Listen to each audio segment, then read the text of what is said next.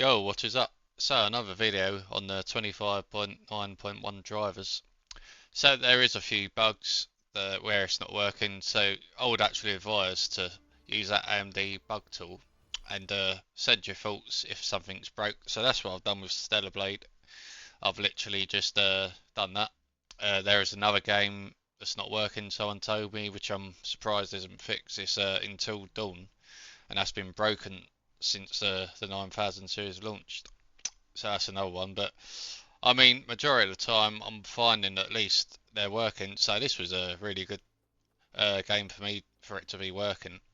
So it works with 4.0.2, and as you saw there, it is active. So you got to press Alt and R on the keyboard just to make sure it's got a green tick, so it's active, and then it should be working. So I haven't tested too many more, but I've tested like 6 or 7 more, and I mean, majority of the time, I'm finding that if it's active, then it should be working, and the image quality looks good, looks how it should do. So Hell is Us, I'd look at, and from what I could tell, it looked really. This really impressed me. This one, to be fair, because it looks so clean with a 4.0.2, and that is what I was seeing on Optiscale. As you can see, it's active with a green tick. But yeah, I mean, at 1440p, that looks great to me. It looks very, very clean, and for me, it literally gives you that 4K image almost. So it's very, very clean, and that's what's impressed me about it. So I do want to play this properly, get into it at some point. But I do want to finish Mafia Old Country, so and it works on there as well with the app. So, but again, OptiScaler is brilliant for the games where it's not working, and there's a few. Uh, we will literally see that at the end of this game.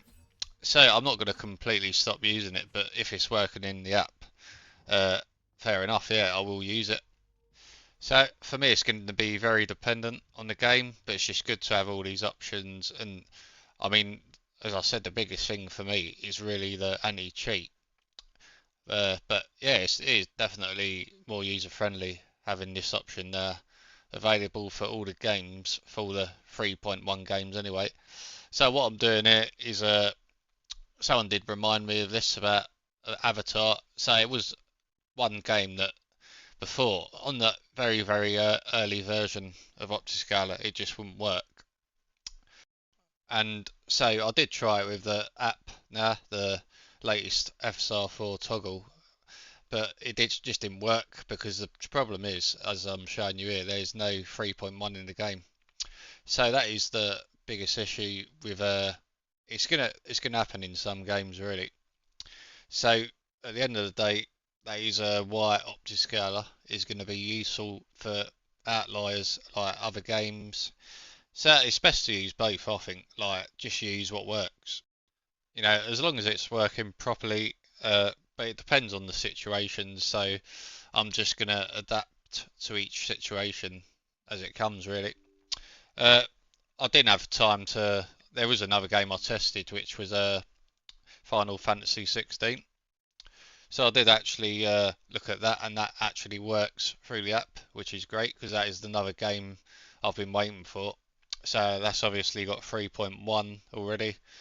So I mean, as I said, there's not every game is working, so you have to check that yourself just by pressing Alt and R on the keyboard. Because I believe a lot of people are going to get caught out where when it says active top right when it's not. So that is the issue they'll have to fix as well, MD. But so I went into Avatar. Uh, I wasn't. I mean, I wanted to explore all my options, so I put it on FSR, and then I went into the gameplay because some games will not let you convert to FSR 4 using the Optiscaler menu until you're actually in the gameplay. So I tried that. It didn't work. It just come up nothing, so it couldn't detect any upscaler. Not anything AMD related anyway, so it couldn't detect FSR. So there we go, there you can see there. So what I've done is I actually went to XESS and it actually worked, which was great. So yeah, you can literally get FSR 4 in the game now on this one because of OptiScaler. Because as I said in the past, the latest version usually gives you the most support for all these games. Like some weren't working in the earlier versions, so I didn't do it the DLSS way. So it might work, but I think I did try that before and it was crashing. But I don't know. It might even work now with DLSS, but I do find I'm not really bothered what one I'm using as long as there's no issues and as long as I can get FSR 4 into the game. And it didn't seem to be bugging out or anything.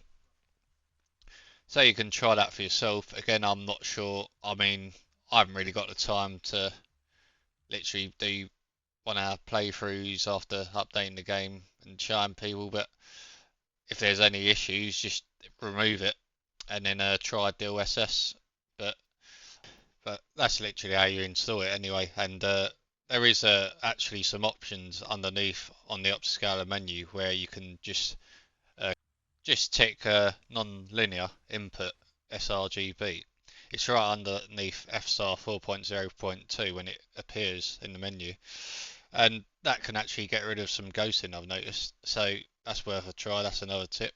Anyway, that's it for me. So thanks for watching, and I'll see you in the next one.